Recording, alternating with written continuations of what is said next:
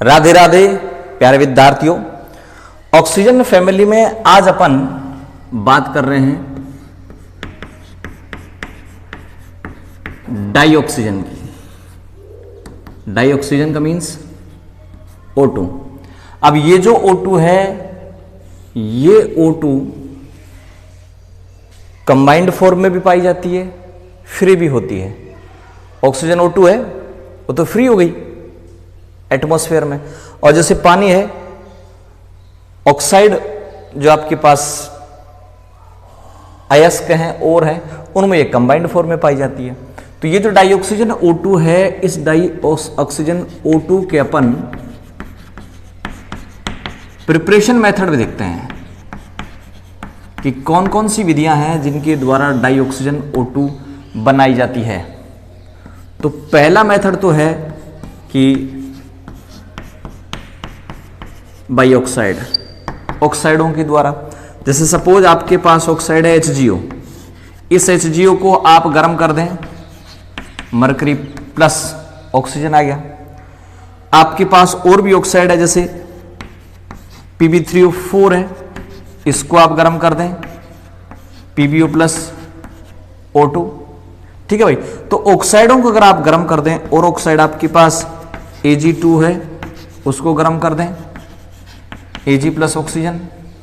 तो ऑक्साइडों को अगर आप गर्म कर दें तो इन ऑक्साइडों के द्वारा आपको ऑक्सीजन गैस मिल जाएगी। प्रिपरेशन का पहला तरीका। दूसरे मेथड की अगर आप बात करें प्रिपरेशन का, तो दूसरा मेथड है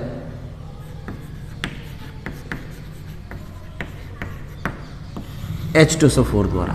सपोज आपके पास K2Cr2O7 है, इस K2Cr2O7 की रिएक्शन आप H2SO4 के साथ करवाएं तो H2SO4 के साथ ये पोटेशियम है, अपना सल्फेट बनाएगा K2SO4, क्रोमियम भी अपना सल्फेट बनाएगा Cr2SO4 का होल थ्राइस, और ये जो हाइड्रोजन ये पानी के रूप में बच गया ऑक्सीजन O2।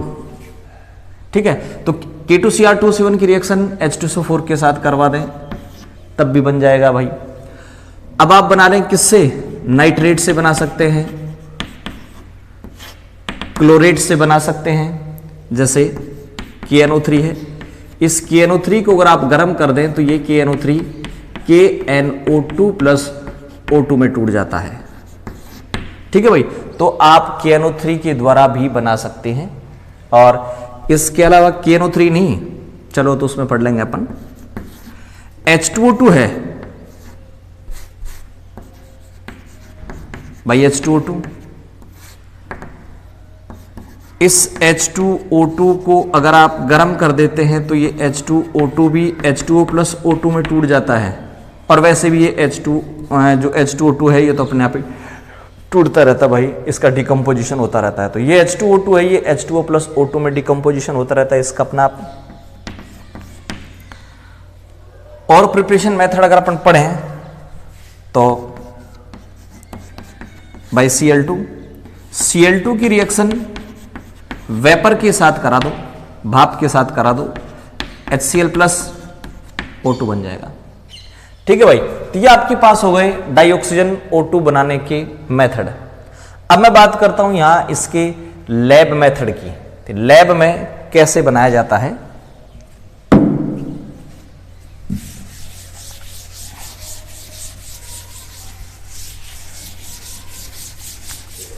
पोटेशियम क्लोरेट से बनाया जाता है भाई, पोटेशियम क्लोरेट से बनाया जाता है। लैब मेथड की बात करें, प्रयोगशाला विधि की बात करें, तो जो KClO3 है, उस KClO3 को 903 केल्विन पर अगर गर्म कर दिया जाए तो ये KCl प्लस ऑक्सीजन में टूट जाता है। ठीक है। लेकिन अगर मान लीजिए यहां पर आप कैटलिस्ट काम में ले लेते हैं, और कैटलिस्ट काम में लेते हैं आप कौन सा? MnO2। तो ये जो KClO3 है, ये KClO3 MnO2 कैटलिस्ट डालने पर अब 553 केल्विन के आसपास ये टूट जाएगा, वही KCl प्लस O2 में। ठीक है भाई, तो ये हो गया लैब मेथड इसका। ठीक है, तो लैब मेथड के द्वारा आप KClO3 को गर्म कर दो, KCl आपको मिल जाएगी।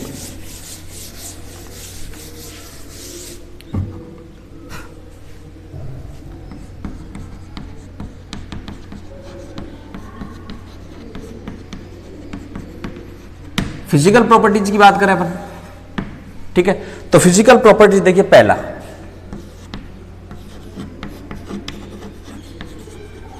कलरलेस गैस है, ऑर्डरलेस गैस है, कोई कलर नहीं होता, किसी प्रकार की कोई उसमें गंध नहीं आती भाई।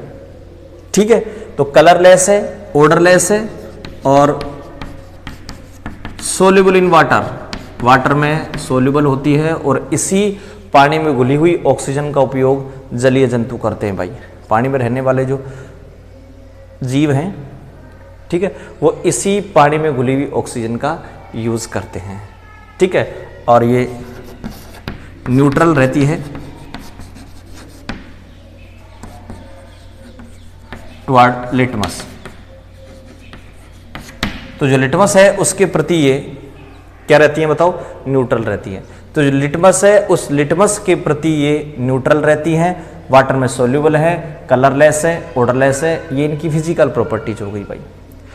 और भी है कि ये खुद नहीं जलती है लेकिन जलाने में सहायक है।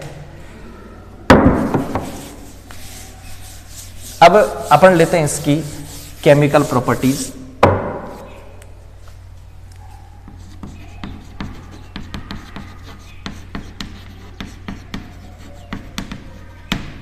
और केमिकल प्रॉपर्टीज में फर्स्ट लेते हैं अपन रिएक्शन विद मेटल, मेटल के साथ रिएक्शन। जैसे मान लीजिए Fe के साथ अगर इसकी ऑक्सीजन करा दें, रिएक्शन करा दें, Fe3O4 बन जाएगा। ठीक है, मतलब Ag Pt Au जैसी जो नोबल मेटल है उनके साथ रिएक्शन नहीं करता ये सीधे, बाकी और ज़्यादातर जो मेटल हैं उनके साथ ये रिएक्शन कर लेता है।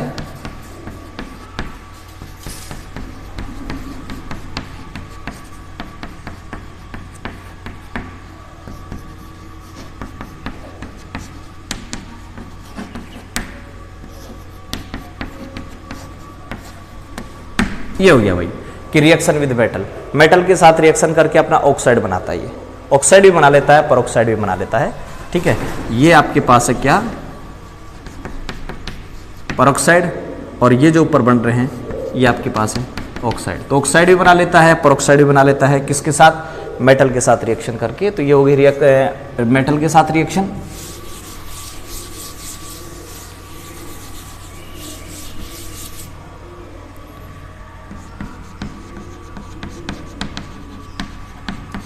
Reaction with non metal, carbon के साथ CO भी बनाती है, CO2 बनाती है। बात यह है कि अगर ऑक्सीजन कम हो तो CO बढ़ जाएगी, ज्यादा हो तो CO2 बन जाएगी। सल्फर के साथ SO2 बना देता है। ठीक है भाई, NO के साथ, ये NO चल रहे हैं दो, P4 के साथ P4 और 10 बना देता है। तो ये होगी किसके साथ, नॉन मेटल के साथ रिएक्शन। तो रिएक्शन विद नॉन मेटल। दो रिएक्शनों का मैं यहां जिक्र करता हूं। एक तो जब आप HNO3 का फॉर्मेशन करते हैं भाई, और दूसरा H2SO4 का फॉर्मेशन करते हैं। तो इस HNO3 का जो फॉर्मेशन होता है वहां पर एक प्रोसेस है, ओसवाल्ड प्रोसेस, और यहां पर इस H2SO4 के निर्माण की एक है कॉन्टैक्ट मेथड। ठीक है भाई, तो एक कॉन्टैक्ट मेथड है, एक HNO3 का ओस्टवाल्ड प्रोसेस है।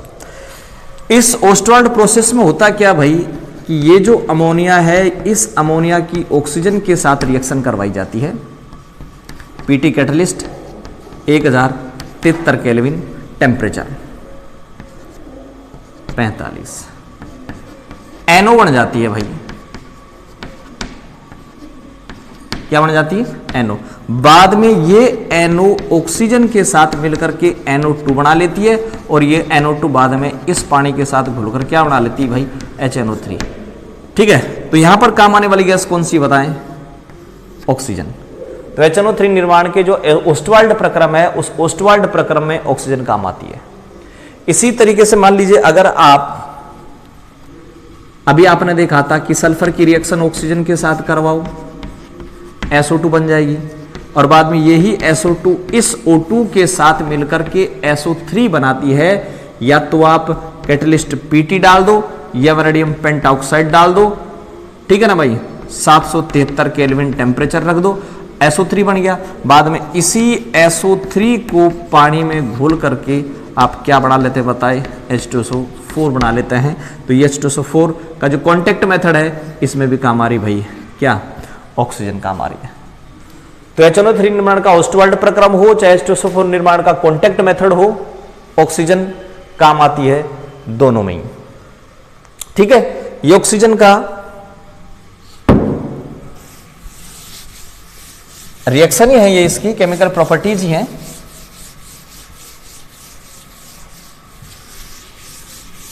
कैटालाइटिक ऑक्सीडेशन भी है, ऑक्सीडेशन भी आप इनको बोल सकते हैं कैटलिस्ट की उपस्थिति में, प्रेजेंस में। ठीक है, अब अगर मान लो आप इसका यूज देखें भाई कि इस डाइऑक्सीजन O2 के क्या क्या यूज है, मेटल के साथ, नॉन मेटल के साथ, और दोनों रिएक्शन होगी इनके साथ। यूज देखेंगे तो देखो पहला जो इसका यूज है वो नॉर्मल जो रेस्पिरेशन है उसमें काम आता है, और इसके अलावा जो ऑक्सीजन के सिलेंडर्स हैं वो काम आते हैं आपके कहां? हॉस्पिटल्स में काम आते हैं। ठीक है, और जब लोग ऊंचे पर्वतों पर जाते हैं पर्वतारोहण करने तब भी ऑक्सीजन के सिलेंडर लेके जाते हैं, समुद्र में नीचे जाते हैं जब भी ऑक्सीजन के सिलेंडर लेके जाते हैं। ठीक है, इसके अलावा कंबशन में भी ऑक्सीजन काम आती है। ऑक्सी एसिटिलीन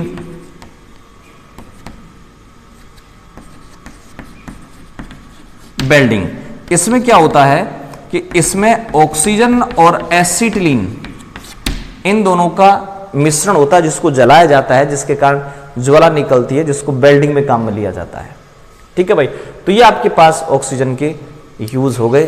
ठीक है, कल अपन एक नया वीडियो लेकर के फिर हाजिर होंगे, तब तक के लिए नमस्कार।